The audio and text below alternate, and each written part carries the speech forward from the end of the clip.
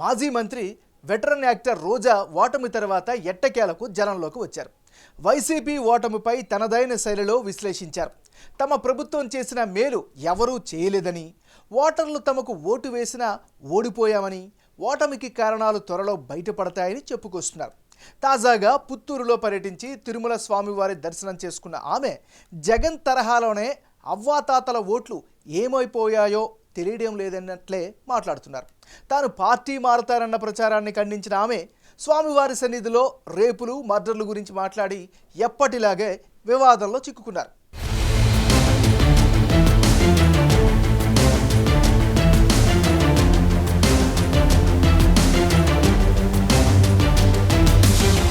సార్వత్రిక ఎన్నికల్లో వైసీపీ ఓటమి పాలయ్యాక మాజీ మంత్రి రోజా అడ్రస్ లేకుండా పోయారు.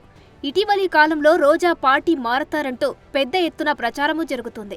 ఏపీ రాజకీయాలకు శాశ్వతంగా గుడ్ బై చెప్పనున్నారని, తమిళనాడులోనే విజయ్ పార్టీలో చేరతారని టాక్ నడుస్తోంది. దానిపై తొలిసారిగా ఆమె స్పందించారు. తిరుమల శ్రీవారిని రోజా దర్శించుకున్నారు.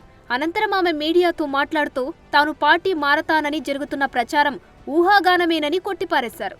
పార్టీలో నుంచి వెళ్లిపోతున్న నేతలతో తన జగనన్నకు ఎలాంటి నష్టముండదని సెలవిచ్చారు. గతంలో కూడా జగన్మోహన్ రెడ్డి గారి ప్రభుత్వం అపోజిషన్లో ఉన్నప్పుడు 2014 to 19 కూడా ఇలాగ చాలా మంది మారారు.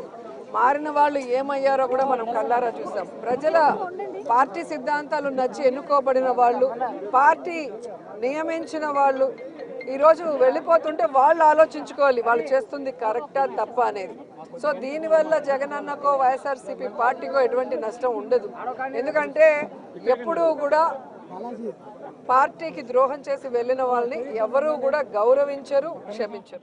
వైసీపీ నుంచి బయటకొస్తే రోజాకు ఏపీలో ఏ పార్టీలో ఎంట్రీ ఉండదనేది అందరికీ తెలిసిందే. అధికారంలో ఉన్న 5 ఏళ్లు విపక్ష నేతల్లో ఎవరిని వదలకుండా అంతలా చెలరేగిపోయారామె. తమిళనాట కూడా ఏ పార్టీ దగ్గరకు రానియలేదేమో. మళ్లీ జగనన్న జపం మొదలుపెట్టిన నగరి మాజీ ఎమ్మెల్యే పవిత్రమైన తిరుమల కొండపై రాజకీయాలు మాట్లాడి విమర్శల పాలవుతున్నారు. రాష్ట్రంలో మహిళలకు రక్షణ లేకుండా పోయిందని, గత కొద్ది రోజులుగా చోటు చేసుకుంటున్న ఘటనలతో ప్రభుత్వం సిగ్గుపడాలని వ్యాఖ్యానించారు. రాష్ట్రంలో కూటమి ప్రభుత్వం వచ్చాక రేపులు, హత్యలు పెరిగిపోయాయంటున్నారు. ఆంధ్రప్రదేశ్లో ఆడపిల్లలకి రక్షణ గురించి ఆలోచిస్తే చాలా బాధాకరంగా ఉంది. ఎందుకంటే ఎక్కడ చూసినా రేపులు, మర్డర్లు అండ్ ఆడపిల్లల కాలేజీ బాత్రూమ్స్లో హిడెన్ కెమెరాలు పెట్టి ఏ విధంగా పైశాచిక ఆనందం పొందుతున్నారో మనం చూస్తున్నాం. ఈరోజు నేరస్తులకి ఇంత ధైర్యం వచ్చింది అంటే దానికి ఈ ప్రభుత్వం సిగ్గుపడాలి. ఎందుకంటే గతంలో జగన్మోహన్ రెడ్డి గారి ప్రభుత్వంలో ఒక తప్పు జరగాలి అంటే ఎంత భయం ఉండేదో మీకు అందరికీ తెలుసు. సో ఎవరైనా కూడా దిశ యాప్ని యూజ్ చేయకుండా ఏదైనా అఘాయిత్యానికి అమ్మాయి లోబడితే 24 గంటల లోపల నేరస్తుల్ని అరెస్ట్ చేసి వారిని శిక్షించే విధంగా చట్టాలని కఠినతరం చేశారు. కాబట్టి ఆ రోజుల్లో ముచ్చుమరి లాంటి ఘటనలు జరగటం అనేది మనం చూసుండం. నిజంగా చాలా బాధాకరం. ఒక 9 ఏళ్ల అమ్మాయిని రేప్ చేసి చంపేసి ముక్కలు చేసేశారు. 60 రోజులు అవుతున్న అమ్మాయి శవాన్ని కూడా ఇంతవరకు తీసుకురాలేకపోయారు. అసలు ఆ కుటుంబాన్ని పరామర్శించడానికి సీఎం గారు కానీ హోంమంత్రి గారు కానీ వెళ్ళలేదు అంటే కారణం ఏంటో నాకైతే అర్థం కాలేదు. ఎందుకంటే మదనపల్లిలో ఫైల్స్ దగ్ధమయ్యాయి అనగానే డీజీపీ గారిని స్పెషల్ ఫ్లైట్లో పంపించిన వాళ్ళు ఎందుకు ముచ్చుమరికి స్పెషల్ ఫ్లైట్లో డీజీపీ గారిని కానీ లేదా సంబంధిత మంత్రి గారిని ఎందుకు పంపించలేదు నాకు అర్థం కాలేదు. మదనపల్లి సబ్ కలెక్టర్ ఆఫీసులో ఫైల్స్ దగ్ధం చేసింది మాజీ మంత్రి పెద్దిరెడ్డి భక్తులే అన్న ప్రచారమూ జరుగుతుంది. దానిపై అటు పోలీసులు, ఇటు సిఐడి తీవ్రస్థాయిలో విచారణ జరుపుతున్నాయి. మరి మదనపల్లి ఫైల్స్ ఘటన 3 నెలలుగా ఎవరికీ కనిపించని రోజాకు ఎందుకు గుర్తొచ్చిందో కానీ, తిరుమల దర్శనానికి ముందు పుత్తూరు వెళ్లిన ఆమె అక్కడ బలిజ భవన్ ప్రారంభోత్సవ కార్యక్రమంలో పాల్గొన్నారు.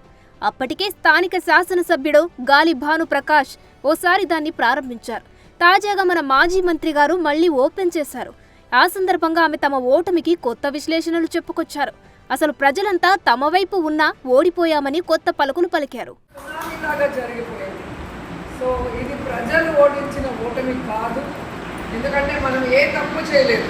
ఇంత ఘోరంగా ఓడిపోవాల్సిన తప్పులైతే వైఎస్ఆర్సీపీ నాయకత్వమో పార్టీయో ఎమ్మెల్యేలో చేయలేదు అనేది నేను కంఠాపదంగా చెప్పగలను.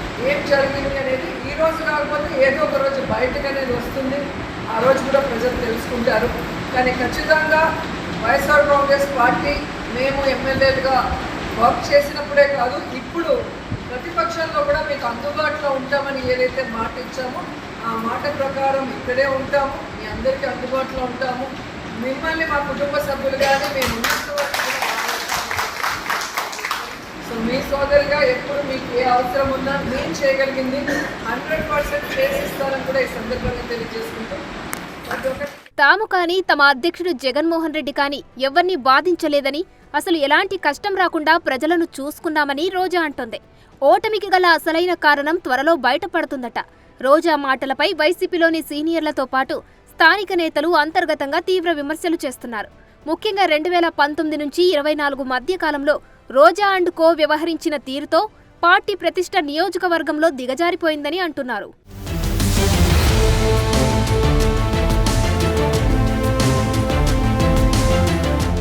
నగరి నియోజకవర్గంలో చరిత్ర తీసుకుంటే ఏ పార్టీ అయినా అక్కడ కేవలం 5,000 లోపు మెజారిటీతోనే గెలిచింది. రోజా మాత్రం ఏకంగా 40,000 ఓట్ల తేడాతో ఓటమి పాలయ్యారు. దానికి కారణం ఆమె గత 5 సంవత్సరాలుగా చేసిన నిర్వాకాలే అంటున్నారు. పార్టీ ఆవిర్భావం నుంచి పనిచేసిన వారందరినీ ఏమాత్రం పట్టించుకోకుండా భర్త, సోదరులు, పిఏ లాంటి భజన పరులతో పెత్తనం చేయించి కోట్లు కొల్లగొట్టారని రోజాపై ఆరోపణలున్నాయి.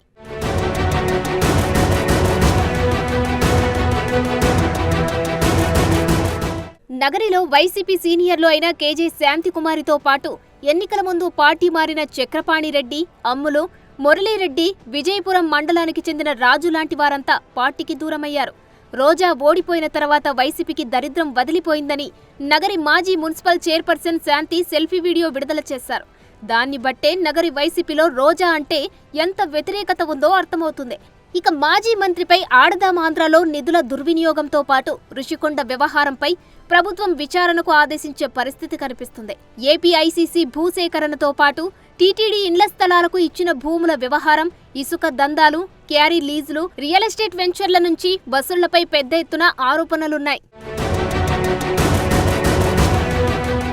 దీనికి తోడు తమిళనాడు ఆలయంలో పారిశుద్ధ కార్మికులను దూరం జరగమనడంతో పాటు ప్యారిస్ టూరు, పొట్టిబట్టలు లాంటి వ్యవహారాలతో అబాసుపాలయ్యారు.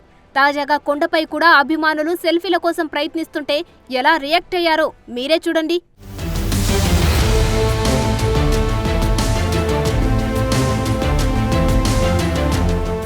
అధికారంలో ఉన్నప్పుడు అడ్డగోలుగా మాట్లాడడమే కాకుండా చంద్రబాబు అరెస్ట్ అయినప్పుడు సంబరాలు చేసుకోవడంతో డ్యాన్స్ చేసిన చరిత్ర రోజాది. నారా లోకేష్తో పాటు భువనేశ్వరి, నారా బ్రాహ్మణితో పాటు పవన్ కళ్యాణ్, వారి కుటుంబ సభ్యుల మీద ఇష్టానుసారం మాట్లాడిన రోజా ఇప్పుడు తనను ట్రోల్ చేస్తున్నారని తన సన్నిహితుల వద్ద ఆవేదన వ్యక్తం చేస్తుందట. తిరుమలలో రాజకీయాలు మాట్లాడకూడదు అనే నియమం ఉన్నా దాన్ని అతిక్రమించిన ఆమె అప్పట్లో ఇష్టానుసారం మాట్లాడి ఇప్పుడు బాధపడితే ఫలితం ఏంటని నగరి ప్రజలు చురకలు అంటిస్తున్నారు.